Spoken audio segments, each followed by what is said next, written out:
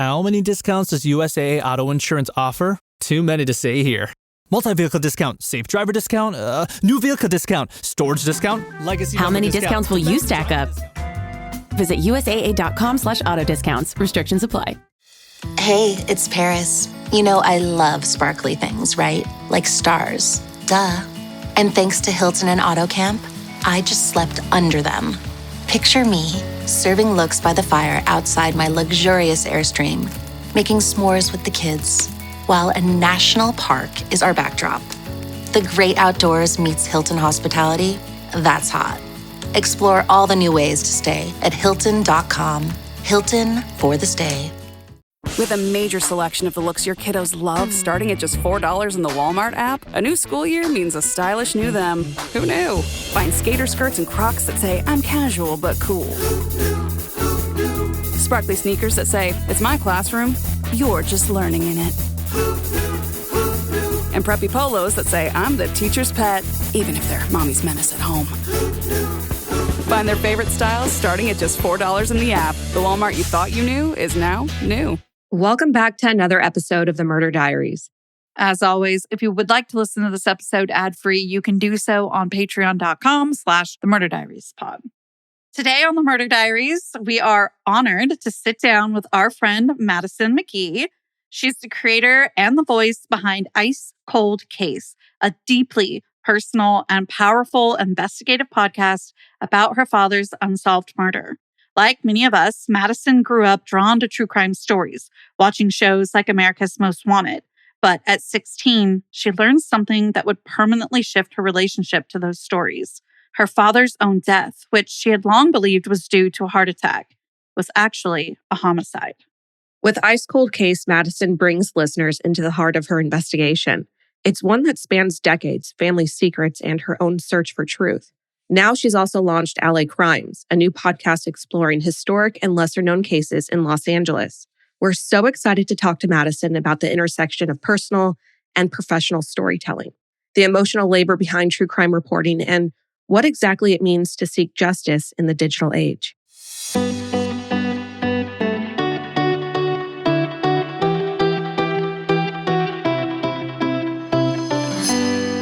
Thank you so much for being here today, Madison. We are so happy to have you. Thanks for having me. I'm so excited to be here. So for listeners who are just discovering your work, can you tell us all a little bit about who you are and what led you to podcasting? Yeah. So I feel like I'm doing the Elle Woods.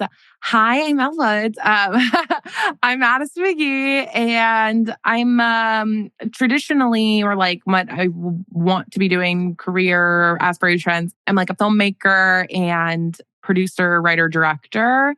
Very LA. That's why I moved here. And I am now also a podcaster, sort of accidentally, but I have this very crazy life story. My dad was murdered when I was 6, and it's unsolved and has been unsolved ever since. So I tried initially to use sort of the filmmaking production background to get attention and eyeballs on my dad's case and try to solve it. So I just started looking into it really from like an investigative perspective to kind of see if there were any legs to like make a thing. And in doing that, realized there was a lot of information there and a lot of like meat to this story that was really interesting and compelling and really shocking. So I kept diving deeper and deeper into it. And then I realized that I just needed to start putting this story out because I really wanted my dad's case to get attention. And a film documentary avenue wasn't as realistic from a budget perspective and, you know, the hurdles that are involved in getting something like that made. So I used the skill set I had to put the story in an equally compelling way, but in audio, and learned that side of things. And so that's how I kind of got into podcasting, and still have all the dreams and aspirations of film and doing all of that stuff. But for now, I'm the dead dad girl. So I'm working through that and solving that case, and also doing kind of the other stuff on the side. I think it's really smart that you went the podcasting route because there is a really low barrier for entry, at least like equipment wise. And if anyone can figure out how to start an RSS feed, you can make a podcast. Now, obviously, getting an audience is a little bit different, and you've successfully done both. You started the podcast with maybe limited knowledge, and then you figured out everything. And now you've garnered so much attention, so many sets of ears on your dad's story. I just know that you're an inspiration to anybody else out there who may be in a similar position and wondering what they need to do to get eyes and ears on their loved one's story. Thank you. Yeah. Speaking of ice cold case, at some point, it stopped being an idea and it became real. You requested the files, you started digging. Do you remember what finally pushed you to start the actual podcast? Because obviously you had been thinking about it, but what was the final thing where you're like, I need to do it now versus next year, in 5 years? What was that moment for you? Yeah, I had two kind of interesting pivotal moments. The first was when I got the information. And then the second was when I actually started the podcast, which there's actually a 3-year gap in between that a lot of people don't know. So I got the case files in 2020 and I started really diving into the information at that point. I didn't actually launch the show until 2023 because I just didn't, I don't know. I really don't even know why. I sat on it for a really long time. I think maybe it was just this gut feeling of it just wasn't ready. It wasn't time. And then it just felt like it was time. When I did initially release the show, I had this weird moment. I don't want to say it was a premonition because I've had those before and it wasn't that, but it was similar where it was probably February of 2023 and I could feel the film and television industry start to shift just a bit. And I had this moment where I was like, I might not be working this summer. I might not have a job. Lo and behold, then there was a massive industry strike. And I didn't know that was going to happen. Maybe some people had more foresight than I did, but I had no idea. So in February, I started to kind of really think about outlining this as a show and figuring out what it could be. And I just started telling everyone I was going to do it. And it was coming out in the spring and it was going to come out in May and I was going to release this show. And I hadn't even started it. I hadn't put it together yet. I just had all the information. I had all these interviews and I had the case files and I had sort of outlined what I thought it could be. I hadn't recorded a word. I hadn't written a script. I hadn't done anything. And I had no idea what I was doing. I'd never really done podcasting like that before. So I just told everyone yeah, May, I'm putting out this show. And it was really crazy, but I did it. Yeah, it just felt like this right time opportunity. I don't know, just something about the timing of it. I just felt like I was ready and it needed to come out and I wanted to just put everything into it. And I think it was the right time ultimately. And I'm really glad that I did it when I did. And then obviously I didn't work for the whole summer and there was nothing going on. So I was unemployed and had a lot of time to dedicate to the show, which I also attribute a lot of the success to this weird combination of me having the time, but also from a press perspective, no one could promote anything that summer. No one could do press for their movie. No one could do press for their show. So there was this really unique window of magazines and online publications looking for stuff to write about with an interview element. And there was no constriction from the WGA on podcasting. You could still promote podcasts. You just couldn't promote things affiliated with these major networks and studios. So on the other hand, also, it kind of worked out that my story never was a doc at that time or a show because I didn't want to be promoting something that was against the rules. So yeah, I got really lucky that the timing kind of worked out. And, I attribute a lot of the People magazine article and a lot of that stuff to the fact that there weren't a lot of promos going on for film and TV. I mean, even the page before me in People magazine is Kerry Washington promoting her book. So it's a lot of people promoting things that were external to film and television. So yeah, I don't know if that was a universe thing or whatever, but the timing just worked out really well for me. When you feel it and you feel like the universe is providing it, you receive it. So I love that perhaps that was something that was provided for this project. Now, with the unfortunate passing of your dad when you were so young, at 6 years old, when you're diving into all of these things, we've got the case files for 3 years. It's 2020. There's a pandemic for part of that. We're at home. Was there extra time to pour into those files because of it? And did you come away with anything different or a new understanding about your dad or anything surrounding the case? Like, fill me in on what was going on with those case files while you had them. Yeah, I mean, I had a ton of time. I've spent the better half of the last 5.5 years of my life not working. So I've had lots of time. Like between COVID, the strikes, and all the time in between, I've been the most unemployed person in America. It's crazy. But so lots of time on my hands to dive into these case files and figure out kind of what was going on.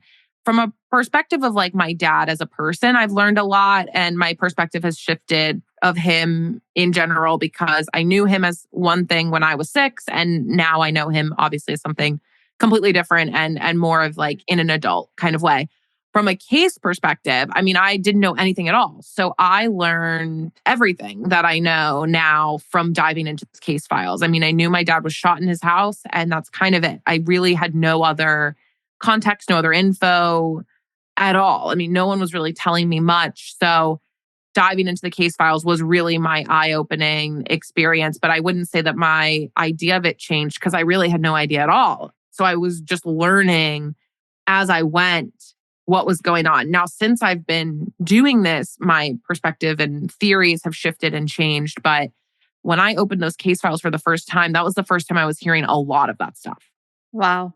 And what a time that we were living through to be experiencing and learning about all of these new things. Is there something that impacted you the most that you may have come across from those files?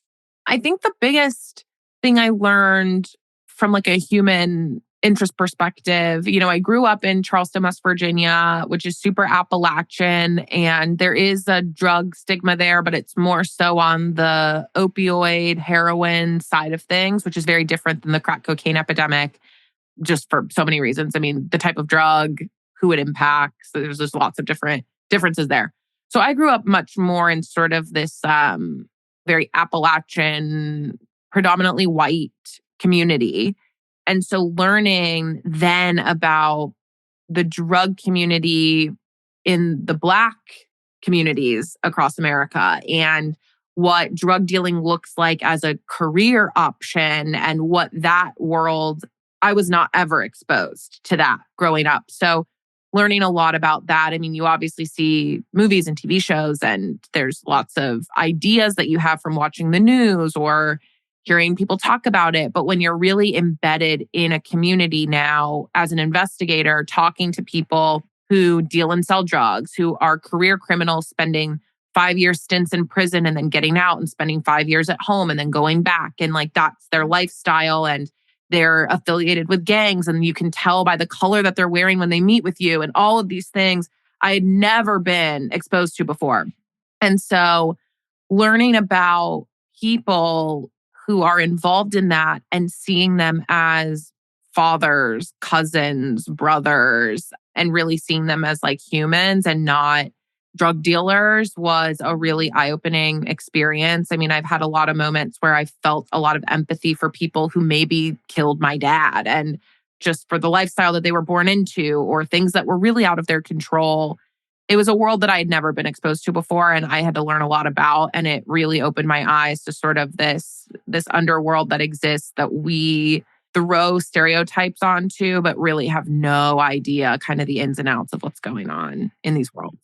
I feel like a lot of people don't understand that, well, there are laws broken and there's a lot of bad things that happen within gang communities. Something people don't understand is a lot of times in those communities, when I heard career option, it is looked at like that sometimes because it's a way to start making money. There aren't always pathways towards other options as much as people would like to think that they are there. The opportunities, the scale of availability to them, the hurdles that are in front of them to get there in those communities as opposed to other communities where those hurdles don't even exist is staggering. I mean, again, you're just talking basic pathways to basic careers, hurdles upon hurdles in those types of communities. So I feel like it's a really beautiful thing to hear that there was some empathy there and some understanding of like, okay, here's these people, let me speak with them. Yeah. As human to human, even when people do wrong things. Yeah. I think about it like I speed when I drive, which is against the law. I mean, that's a law that I'm breaking, right? Like I break the law every time I go 80 and a 70, which is every time. I live in LA. They're not going to pull me over. They've got bigger fish to fry. But that's against the law. And when I think about, the way that we talk about drug dealers and like, oh, they're breaking the law, or they're criminals, or doing this. It's like, okay, well, have you ever texted while driving? Because that's against the law too. And it's the way that we make these exceptions for certain things and like justify certain things, but we don't have the same perspective of like, what's the context there? Oh, you were speeding because your mom went to the hospital and you needed to get there quickly. But like, okay, so you can justify that. You can justify breaking the law, but like, and putting someone else in danger, right? Because the argument is, oh, well, drug dealing hurts other people. Well, you could hit someone in your car. So there's like all these things. And it's like, if we put ourselves in these positions, I think we have a lot more empathy. And at the end of the day, we're all criminals. That's the moral of the story. Unless you really go the speed limit, which I don't think anyone does. But I think that there's just all of these things that we justify for ourselves, and we don't extend that grace to other people because they don't look like us or they don't come from the same background as us. And I'm guilty of that for sure. And I didn't grow up in this community at all. I mean, I sound like any other white girl, right? But I definitely learned a lot about where I come from and my family background through doing this. And it gave me a lot of grace. That's something I wanted to ask you about too. Doing these interviews, you've come into contact with your dad's family. I'm assuming you hadn't had a real strong relationship with them prior to this investigation. So what's that been like as you're investigating his murder, but also trying to piece together where you've come from and the people who share blood with you? Yeah, it's been interesting. I mean, I've met a lot of family. Some, in my mind, for the first time, some of them are like, oh, it's so good to see you again. And they're referencing me like, 20 years ago. I'm like, okay, well, we've never met really. And that's always funny because they're like, oh my God, so good to see you again. I was like, I saw you 23 years ago. But you're like, you're the only one that remembers that interaction. Yeah, I don't remember that. So yeah, I'm meeting a lot of people for the first time. Actually, just recently, like a couple of weeks ago, I met one of my cousins for the first time. I did a live show in Columbus, and him and his fiance and his daughter came to the show. And that was so cool. So I got to meet them, which was really fun. Yeah, it's been really interesting because, I grew up with my mom, my grandma's sister. And like on holidays, it was just us. And I really felt like I had a really small family and like I've got nobody and like that's just us. And meanwhile, I have, even on my grandma's side in Germany, I have a ton of cousins. My grandmother has like 5 siblings. They all are alive. They all have kids who have kids. They're just all in Germany. And then on my dad's side, I have so many cousins and aunts and uncles, and there's so many people. And I just thought I was sort of siloed into like growing up, like this only child with no cousins or family, which is not true. So it was very weird to have this kind of like epiphany of like, oh my God, I have all this family, and learning about, where we come from, and also seeing this weird kind of alternative life that I could have lived had I grown up with my dad, or if my dad was still alive, the family I would have been around. I mean, there's like McGhee family reunions and like all this stuff I just never, was participating in. So it's very interesting. And it does sound like my dad's death was a bit of a fracture in the family. So that separated things a little bit. So I don't really know, obviously, what it was like before. But it is interesting to sort of have these like images and imaginations about what could have been if I grew up, closer with them or going up to visit them.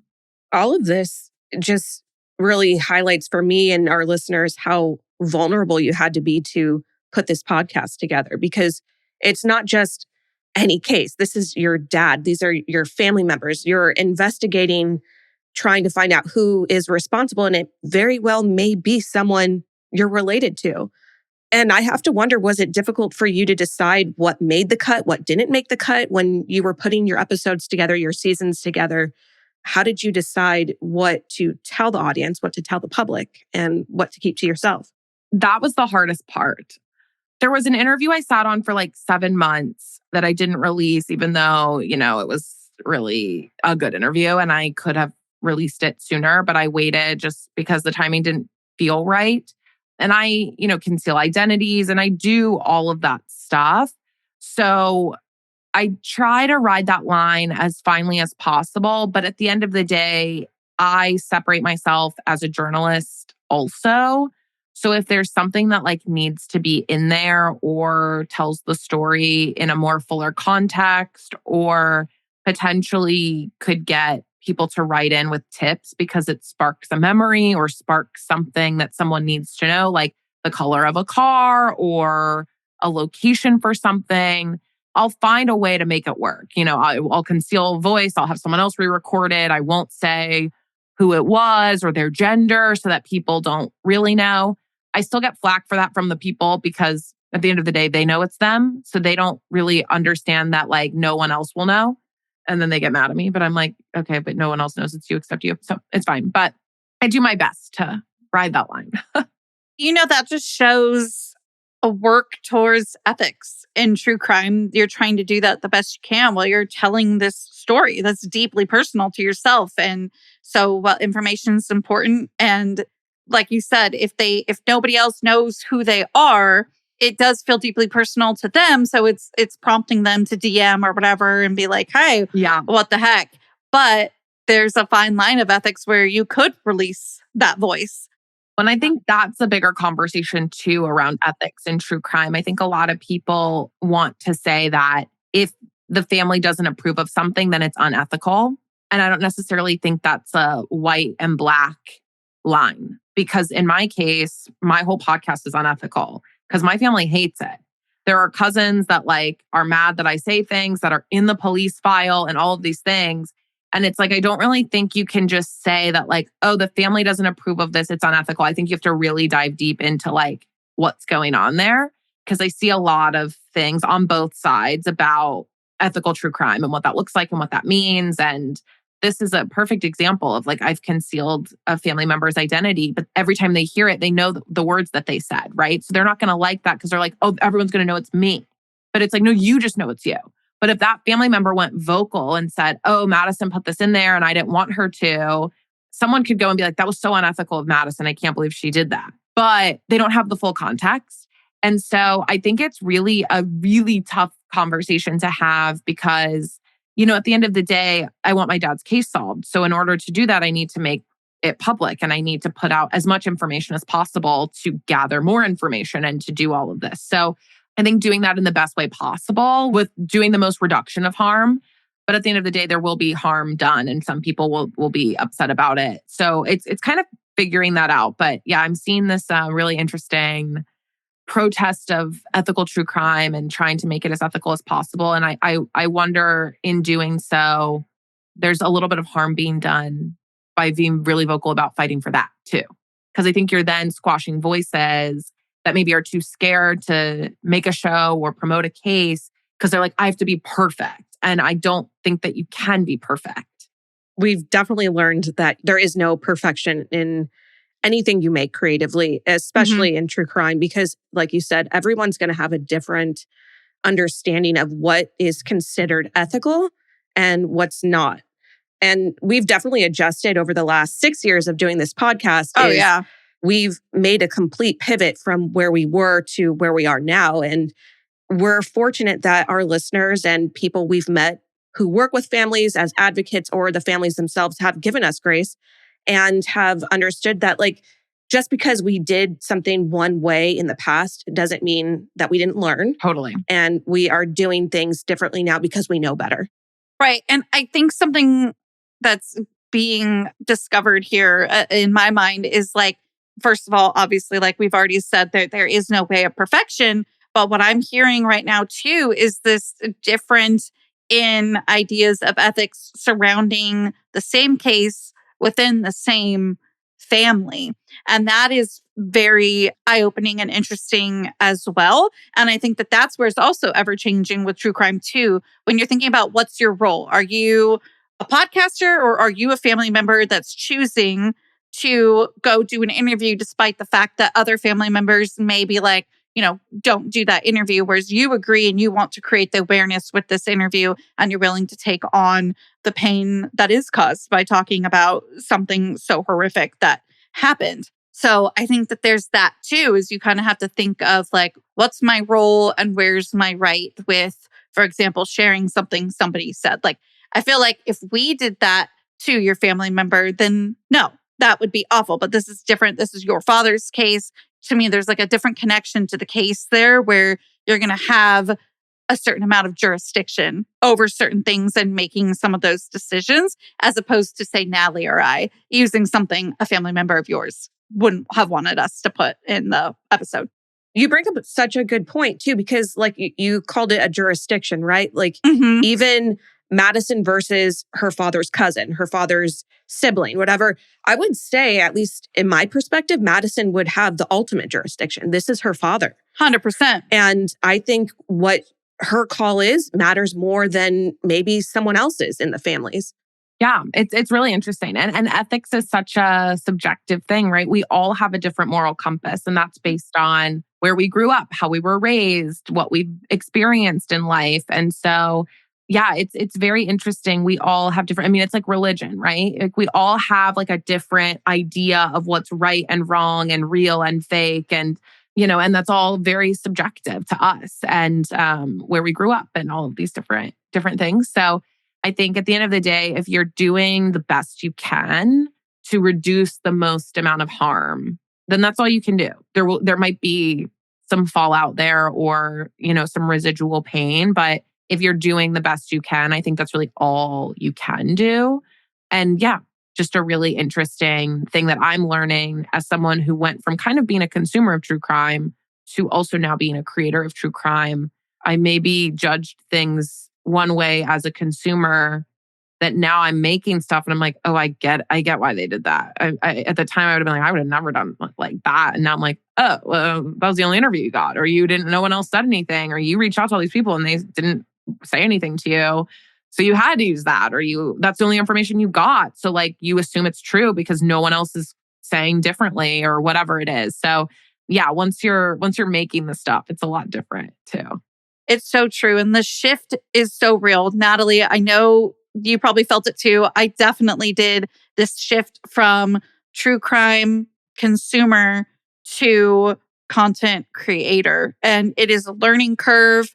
And I think the best we can do so that we can continue to help these unsolved cases and these missing people is give grace and help where help can be, with a gentle reminder for people when they're asking or wherever your place may be of like, hey, here's the best way we can do that with the least harm. Because I think that amplifying these cases is important. There are 280,000, I probably don't even need to tell you that, Madison, but 280,000 unsolved cases. And then you have all the missing people on top of that. Like, it is so incredible that somebody who was a true crime consumer can become a content creator and create further awareness in a way of least harm. So I think if we enter it in a way that is inviting, but hey, here, please, this is like a really great way to do it. Here's like basics of ethics, and then use your moral compass.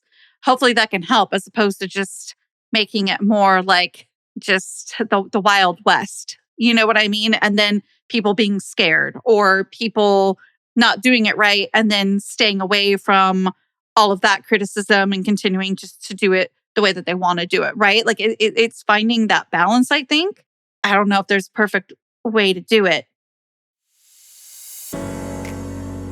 Summer is here. I can't believe it, but we're already halfway through it. And between the beach days, weekend getaways, family time, backyard barbecues, the to-do lists aren't getting any shorter. So if you're like me and you've been wanting to get that patio set completed, which you thought would be done by Memorial Day, or finally follow that grouting tutorial that you watched but haven't actually done yet, well, TaskRabbit is your secret weapon. It can help you finish off your summer with a much more carefree spirit because TaskRabbit can connect you with skilled taskers to help with really anything, you name it, moving, mounting, furniture assembly, home repairs, so much more. Many of the taskers are available to help the same day too, which is so amazing. Why are you going to wait for your schedule to clear up when a tasker is ready to do it instead? To get started, go to taskrabbit.com or just simply download the app. You can search for the best tasker for your job based on cost, skill set, availability, and past client reviews. With TaskRabbit's Happiness Pledge, if you're not satisfied, they'll make it right. I know I can't wait to tap into some help from TaskRabbit to get this office finished, and you should use TaskRabbit too for whatever project you're trying to get done before the summer is over. Tackle your to-do list with me today and get 15% off your first task at taskrabbit.com or on the TaskRabbit app using promo code DIARIES. That's promo code DIARIES at taskrabbit.com for 15% off your task. TaskRabbit. Book trusted help for home tasks. I think something else that we were also kind of painting a picture here of is that Ice Cold Case is a very personal project for you. And then we have this shift to LA's crime history, a more broad look with LA crimes. Can you talk about what led you towards more of that type of project? Yeah, it was an interesting shift. I was not anticipating doing anything like that. It was not on my radar at all. I was approached by the LA Times to launch a new show with them, which was an honor. And I love LA. I love living here. I see myself here for a very long time. And, I love journalism and public news. So the LA Times being sort of the name paper of the city that I live in was really cool. So they hit me up and they were like, hey, we're looking to do a new show. And we don't really know what we want it to be. So I got to kind of craft the show with them, which was really exciting and fun.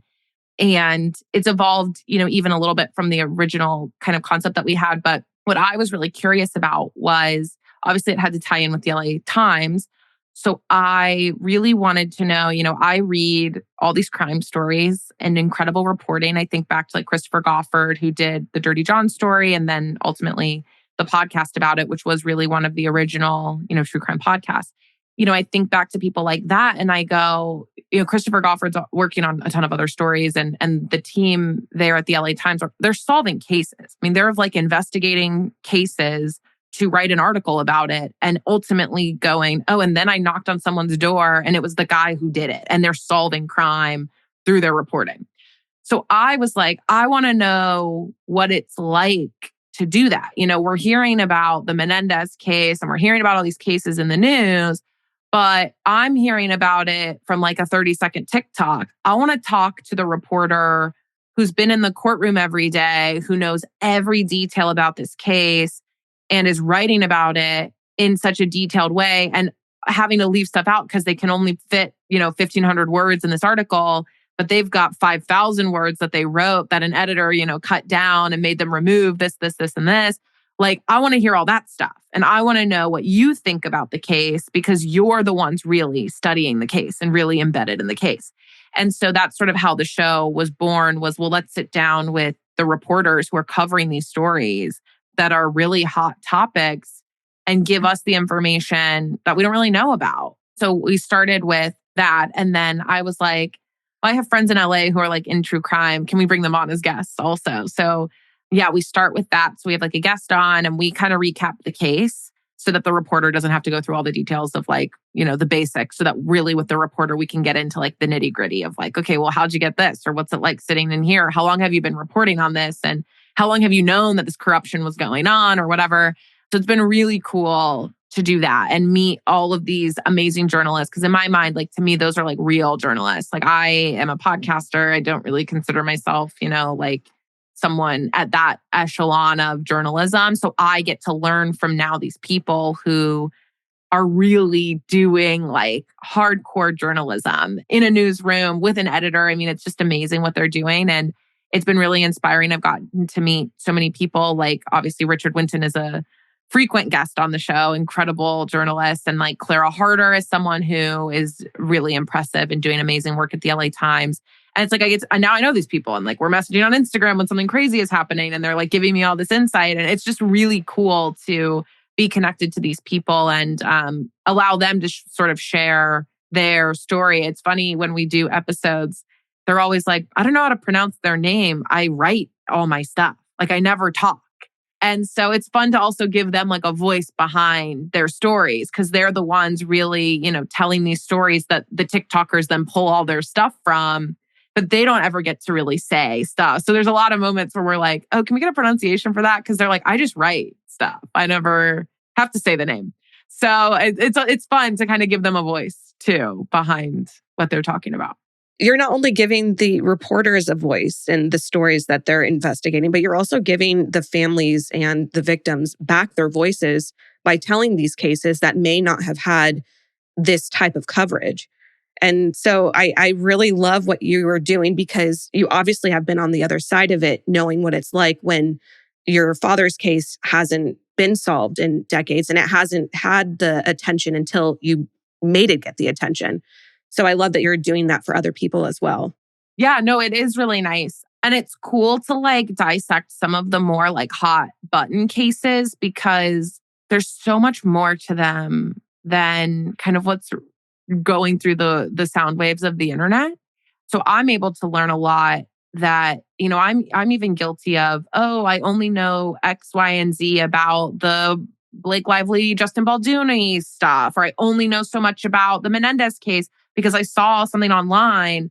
And so to be able to like really dive deep, it really recenters me also of like, I have been caught up in sort of the wave of the entertainment side of these cases and not what really happened or what's really going on. And our first episode was the Menendez case. That's why I keep thinking about it. But I had Josh Mankiewicz as the guest, and then Richard Winton was the reporter who's covering it.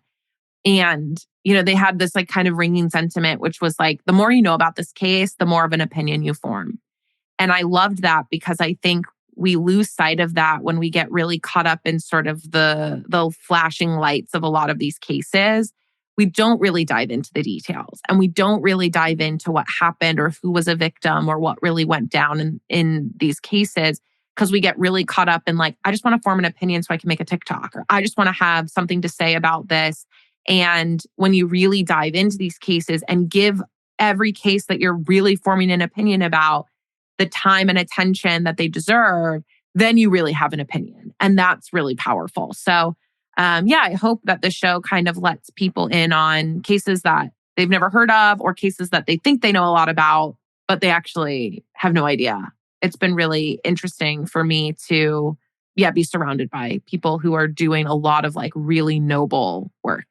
Being an LA girly, is there anything that's been standing out to you, whether it's a case or just something you've learned about LA crime scenes, anything like that that's like stood out that you've learned?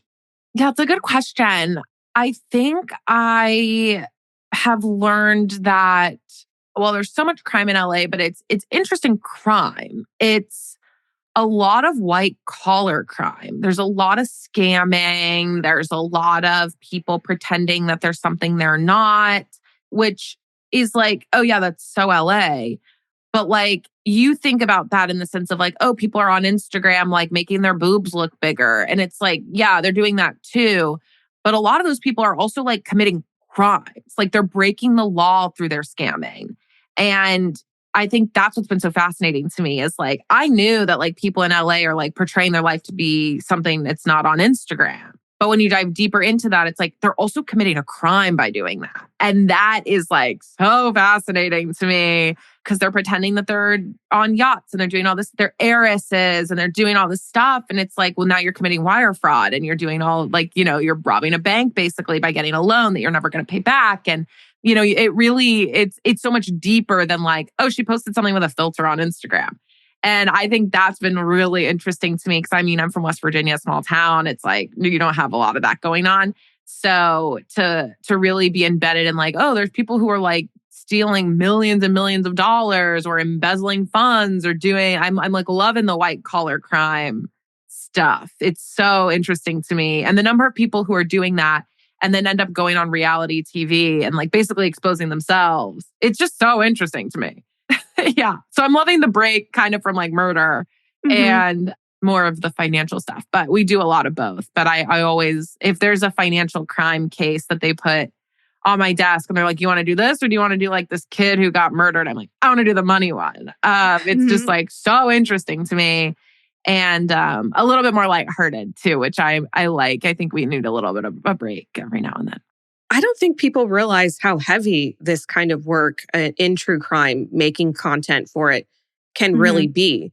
And we felt the same way, which is why we started, we added on a different segment on Mondays where we talk a little bit more about pop culture and things going on. So I really relate to how you feel when, you are given the choice between the little boy's case or financial fraud. Like, one is not going to ruin your whole weekend and make you depressed. Right. Yeah. And when you're an empath, I mean, I really do soak in a lot of these cases, something that I guess we'll probably talk about. But when I'm wrapping up my dad's stuff, I'm considering pivoting to a weekly format and covering a new case every week. Considering because I have started the process of investigating a few cases that I think I would want to cover because I would only do unsolved.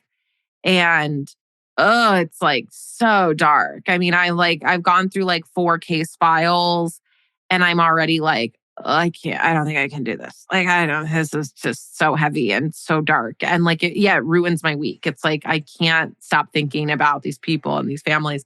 So I'm hoping that I get to a point where I'm like, I have this mantra, which is like doing something is better than doing nothing.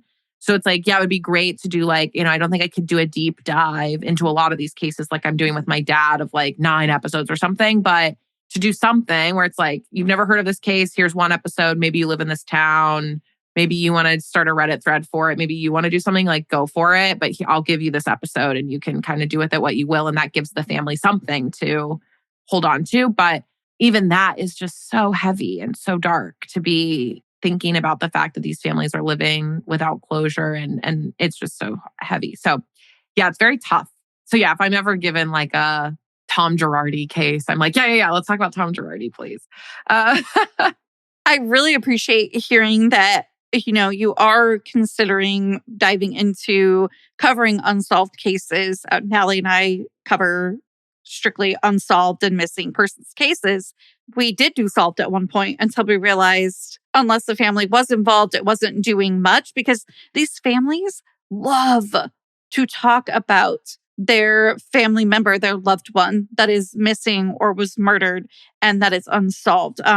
Obviously, there's pain behind that, but it sparks something in their spirit. And it almost like it's a way of sort of breathing life back into that person in the only way that they can, while it is, as we all have mentioned, heavy. Now, your father's case is unsolved. So if this case, or I'm going to say when it does get solved, can you talk a little bit as a family member about, that shift, that difference that would make towards, say, Natalie and I covering the case while it's unsolved versus when it's solved, as somebody who has a loved one that was murdered? Yeah. I mean, I think it's interesting because I have this conversation internally with myself a lot because I am up against the battle of a lot of documentary companies and scripted companies actually don't want to cover my dad's case until it's solved. Dealing with a lot of that right now. And, it's great. Like, talk about it when it's solved. I didn't go through all this for like no one to give me my flowers, for like solving my dad's case. But it's like, but that's not helpful. Like, that's nice. And it's like, yay, maybe there will be a thing and that's really cool and like whatever, but it's not doing anything for me. And so I would never be like, don't do it, obviously, because maybe, someone hears it and they're like, oh, I want to do that too or whatever. But I think from a perspective of like trying to be helpful or be an avenue for cases to get solved, it's like you have to do unsolved cases because if not, then what's the point? It's already solved. Like for entertainment. And I think that there is like room for entertainment in true crime, asterisk. But yeah, I think if your whole thing is like, we're trying to help people, I don't really know how helpful it is if like you're talking about a case after it's solved So yeah, it's very interesting. Or like, yeah, once things are like fully closed and everyone knows about it, I think about the ones that's like everyone does and talks about, and just like it's like a refresh of the same script, and there's no real new element to talking about the case. They're not talking to someone who like was around at the time or anything like that. They're just retelling the same story that everyone's heard before. I don't really know what that does. It'll be really interesting to see, like you said, when my dad's case is solved. And so, yeah, it'll be really interesting once there's a doc or once there's a thing or once there's a trial, how many people that have told me no come back and go, oh yeah, hey, we did this episode about you. It'll be really interesting. Yeah. And I guess, there's a lot that you won't know in many regards until it is solved. How you're feeling about anybody covering it that's reaching out and what that will be like. We hope for you and your family that it does get solved and that you do get to tell some of those people no at that time, if that's how you feel. Or empower yourself with a yes if that's how you feel. Yeah. And our listeners are going to get to hear your dad's case. We have asked your permission to cover it, and that will be being covered in fall. So everyone will get to hear the details, and maybe it'll spark something in someone's memory. Totally. Yeah. Somebody knows something in every case. And I feel like that is what really drives me to do this. What I can offer is donating and awareness. That is what I can offer as a podcaster. And so, yeah, hopefully with any of our episodes, especially with this interview and the upcoming episode on your father, we can get there. Besides that, what else is next for you? Fill the people in. I'm scheming always. I love it. Have an idea for a new show that's not crime related. Oh, I can't wait. Yeah. And I'm really excited about it because I'm like so ready to do something else. Mm-hmm. I am like very fascinated with politics, pop culture, conspiracy theories, really anything. I have this theory that everything's a political topic, from like the price of your coffee, what kind of milk you use, the bar of soap that you bought at the grocery store. People like to think that they're sort of staying out of politics by not directly talking about politics, but everything's political. And I think being informed is so important, and knowing what's going on, why it's going on, how it impacts you is very powerful. Yeah, I just have lots of thoughts about that. But I think that education is like the antithesis of power, because it's the only thing that can like derail power. So people who are in power like when everyone doesn't know what's going on, because it keeps them in charge. And so when you are educated, you can, you're the opposite of that, and you can make better and more informed decisions. So I don't think there's enough content, or maybe digestible content. There's lots of content everywhere, but there's not a lot of digestible content for people like me. I turned 30 in 3 weeks, to let me know when I go to the polls, what am I voting for? How does it impact me? Mm-hmm. What does it mean for someone who has been paying into Social Security but might never take it out, who knows that it exists? Gen Z is like, what's Social Security? I don't even know what that is. And anyone 45 plus is like, well, I'm going to get it, so it doesn't matter. But there's this like gap in the middle of people who are like, well, I remember that. And like, they're not going to get it. So there's this weird age group of like 28 to like 40 where we're like too young to watch CNN, but we're too old to get our news from TikTok. And like, how do we know what's going on, or how it impacts us, or what it means, or anything like that? And there's lots of topics that over the last few years, every time I have a question about, I just wrote it down. I'd be like, I want to know more about, why is Oregon so white as a state? Or I want to know more about like, what's going on with the death penalty? I want to know more about like, insert, what happened to Tom from MySpace? Mm-hmm. Insert topic here. And I have created a show that is going to be called Up at Night. And these are just things that keep me up at night. And oh my gosh, every episode is going to be a deep dive into those things. And I won't, get too political in the sense of like, here's who you should vote for. But it's just like, you should probably know what it means when they say student loan forgiveness or where that money comes from or what would happen if that happened or, all these things. And then you can go and make your own decision based on that. But before you start spouting out that money's coming from your tax dollars or it's going to take away money from your school, you should probably know what's going on. And so, I'm doing that. I'm working on that. I've actually never publicly brought the show up before, but I love it. Had a meeting today about it. So I'm like, it's on top of mind. And I'm like the most excited I've ever been about anything about this show because it's going to be kind of this like tie of like comedy meets information. I'm going to be like in bed. I'm going to be wearing, I'm like known for my eye patches. So I'm going to be wearing my eye patches. And it's like the whole theme is like, I just woke up and I can't stop thinking about insert topic here. I love it. It's very, and this isn't to trivialize it at all, but another project that has done something similar where it's these kind of like thought-provoking, hey, here's probably what you didn't know about this, is Adam Ruins Everything. So it's got some of those general ideas of educating from a way and a perspective of you probably just never got to know. Yeah. That's brilliant. I'm so excited for it. That mixed with like the Emma Chamberlain in bed aesthetic. Yes. So I love this. this. Is on the mood board. Yeah. So it, we say it's kind of like Last Week Tonight with John Oliver meets Emma Chamberlain. Amazing. Okay. Our listeners are going to love it. I'm glad that they get to hear about it here first. Yeah, I've literally never, outside of like internal meetings, have not brought this up anywhere. But it's kind of nice because it's like, okay, now this lights a fire. I have to do it. Well, thank you for sharing it. Yeah, I'm excited. It's like, it's a show that's just been on my mind for like 5 years, probably longer than that, honestly. And I've just been sitting on it. And I'm like, I think I'm ready to just like do it. And like, whatever, if no one listens, I don't care. I need to do it and just make it for myself. Well, I have a feeling a lot of people are going to be listening to it. So don't worry about that. You won't be staying up at night worrying about an audience. Perfect. Yeah, the first episode is why am I not getting any views?